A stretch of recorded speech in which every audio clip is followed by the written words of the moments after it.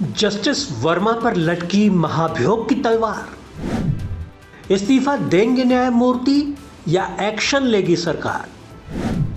Cash कांड में न्यायपालिका की किरकिरी पर होगा एक्शन। दिल्ली हाईकोर्ट में जस्टिस यशवंत वर्मा आपको याद होंगे, वही जज साहब जिनके सरकारी बंगले पर आग लग गई थी। आग लगी तो स्टोर रूम में थी, लेकिन उसका धुआं सरकार और सुप्रीम कोर्ट तक उठा, क्योंकि इस आग में खाक हुए कुछ नोटों के बंडल जो 500 के थे वो ट्विस्ट ले आए थे।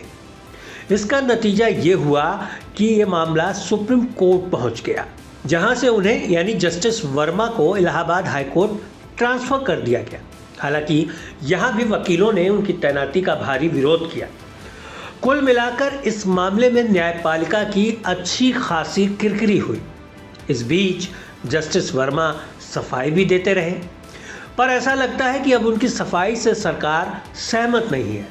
अब उसने जस्टिस वर्मा के खिलाफ कार्रवाई का मन बना लिया है। इस मामले में जो संकेत मिल रहे हैं उसके मुताबिक जस्टिस वर्मा के खिलाफ महाभियोग प्रस्ताव लाने की तैयारी सरकार कर रही है, जो बहुत मुमकिन है कि मानसून सत्र में ले आया जाए। सूत्रों की माने तो सरकार चाहती है कि बहुत अच्छा होगा कि इसकी नौबत ही ना आए, जस्टिस वर्मा खुद ही इस्तीफा दे दें। अब वो इस्तीफा देंगे या नहीं ये पता नहीं। चलिए अब थोड़ा कैलेंडर पलटते हैं और 2 महीने पहले यानी मार्च के महीने में एंट्री लेते हैं और समझने की कोशिश करते हैं जस्टिस वर्मा के केस की टाइमलाइन। 14 मार्च को रात 11:35 पर जस्टिस वर्मा के लुटियंस दिल्ली वाले बंगले में आग लगी। फायर ब्रिगेड को 4 से 5 बोरियों में जले हुए 500 के नोटों के बंडल मिले। 22 मार्च को तत्कालीन सीजेआई संजीव खन्ना ने आरोपों की जांच के लिए 3 सदस्यीय समिति गठित कर दी। दिल्ली हाई कोर्ट के चीफ जस्टिस की रिपोर्ट सुप्रीम कोर्ट की वेबसाइट पर पब्लिश भी कर दी गई।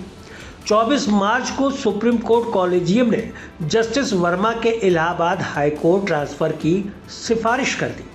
इसके बाद Allahabad high court bar association ने जस्टिस वर्मा की वापसी का विरोध किया।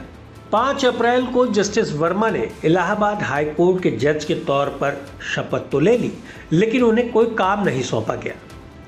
3-4 मई को जांच कमेटी ने सुप्रीम कोर्ट को अपनी रिपोर्ट सौंपी और इसमें आरोपों को सही पाया गया। 8 मई को तत्कालीन सीजेआई जस्टिस संजीव खन्ना ने पीएम और राष्ट्रपति को खत लिखकर जस्टिस वर्मा के खिलाफ महाभियोग प्रस्ताव की सिफारिश कर दी। जस्टिस वर्मा के खिलाफ महाभियोग प्रस्ताव की प्रक्रिया हालांकि अभी शुरू नहीं हुई है। असल में सरकार इस मुद्दे पर विपक्ष को साथ लेना चाहती है, लेकिन चलिए जब महाभियोग प्रस्ताव की बात हो ही रही तो इस पर थोड़ा अपना सामान्य ज्ञान भी बढ़ा लेते हैं और ये होता कैसे है इसको बताते हैं। सुप्रीम कोर्ट या हाई कोर्ट के किसी जज को हटाने के लिए संसद के दोनों सदन में से किसी एक सदन में इससे जुड़ा प्रस्ताव लाया जा सकता है। प्रस्ताव लाने के लिए राज्यसभा में 50 सांसदों जबकि लोकसभा में 100 सांसदों के दस्तखत यानी हस्ताक्षर जरूरी है।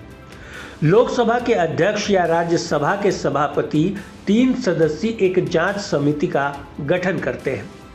इस जांच समिति में 3 सदस्य होते हैं, एक सुप्रीम कोर्ट के जस्टिस, किसी हाई कोर्ट के चीफ जस्टिस और एक सरकार की तरफ से नामित न्यायविद। संसद में अनुच्छेद 124(4) के तहत महाभियोग प्रस्ताव लाया जाता है। महाभियोग प्रस्ताव 2/3 बहुमत से पारित किया जाना जरूरी है। एक ही सत्र में दोनों सदनों से इस प्रस्ताव का पारित होना जरूरी है।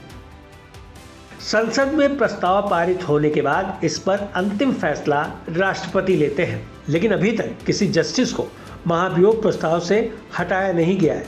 अब ऐसे में जस्टिस वर्मा पर मंडरा रहे संकट के ये बादल उनके खुद से दिए इस्तीफे से छटेंगे या फिर महाभियोग प्रस्ताव के जरिए उन्हें हटाया जाएगा, इसकी चर्चा शुरू है। आपकी क्या राय है? कमेंट कर हमें भी बताएं।